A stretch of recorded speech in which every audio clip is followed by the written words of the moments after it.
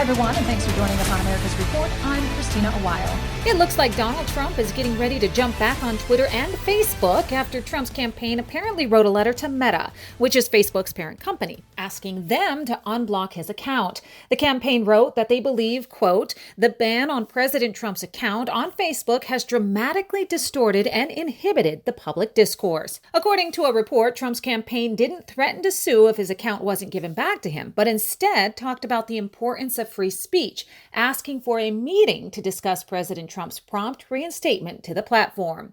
A Meta spokesperson said it will announce a decision in the coming weeks on whether or not Trump will be reinstated. Facebook and Twitter banned Trump after the January 6 protest at the Capitol. Twitter banned the sitting president permanently, but Elon Musk reinstated his account, criticizing Twitter's leadership for the ban. Facebook, on the other hand, banned Trump for 2 years, saying they would review his account on January 7th of this year. Sources close to Trump say he's been talking about a return to Twitter for weeks. Colorado Congresswoman Lauren Boebert is the latest in a trio of GOP reps to land a spot on the powerful House Oversight Committee. Georgia's Marjorie Taylor Greene and Arizona's Paul Gosar also earning seats on the committee after the Democrats gave them the boot back in 2021.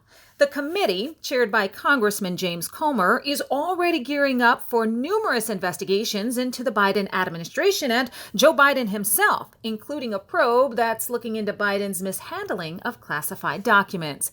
The House GOP Steering Committee, which is made up of about 30 members of House leadership, decided Boebert and Gosar will also return to the House Natural Resources Committee, and Greene will sit on the Homeland Security Committee, which Republicans will use to focus on border security and to investigate Homeland Security Secretary Alejandro Mayorkas for the border crisis that has seen more than 4 million illegal migrants cross the border since Biden took office. A new report has revealed that attorneys for Joe Biden made a deal with the Department of Justice after the first batch of classified documents were found inside one of the offices at the Penn Biden Center, and they both agreed that Biden's personal attorneys would search for more classified documents without the FBI monitoring them.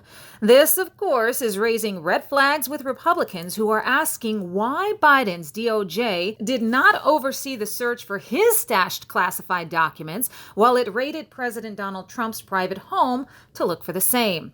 In Biden's case, the classified documents were also found at Biden's Delaware home that he apparently shared with Hunter Biden, according to new documents that show Hunter claimed to pay Joe $50,000 a month for rent.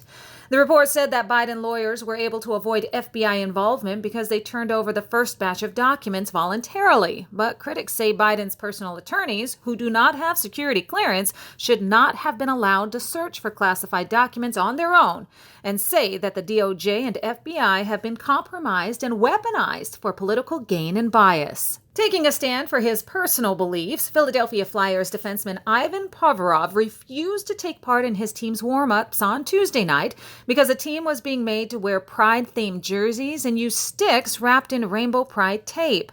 Provorov said he boycotted the pregame warm-up due to his religious beliefs. I respect everybody, and I respect everybody's choices. My choice is to stay true to myself and my religion.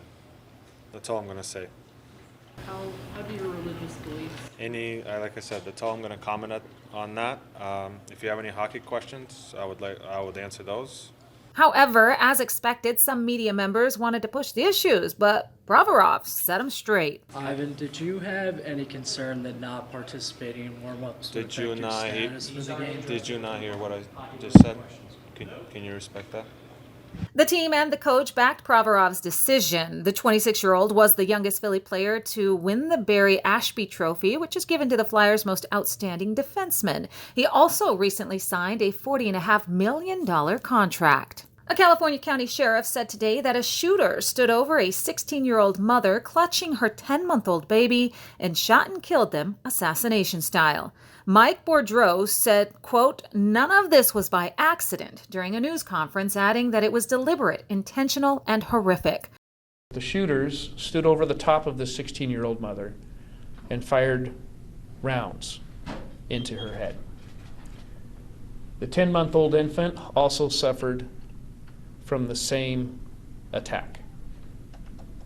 None of this was by accident. It was deliberate. intentional, and horrific. I will tell you this. We do know of 3 surviving victims from this, what we're describing as a massacre. 3. We will be interviewing them and collecting as much information as we can. The brazen attack happened in a Central California farming community and left 6 people dead. The sheriff said the teenager was trying to run away from the killer, who eventually caught up with her outside the home in Goshen, then shot the young mother and her child. The other 4 victims ranged from 19 to 72 years old, including a grandmother who was shot as she slept. Authorities say they were searching for 2 suspects and offered a $10,000 reward for information leading to their arrests.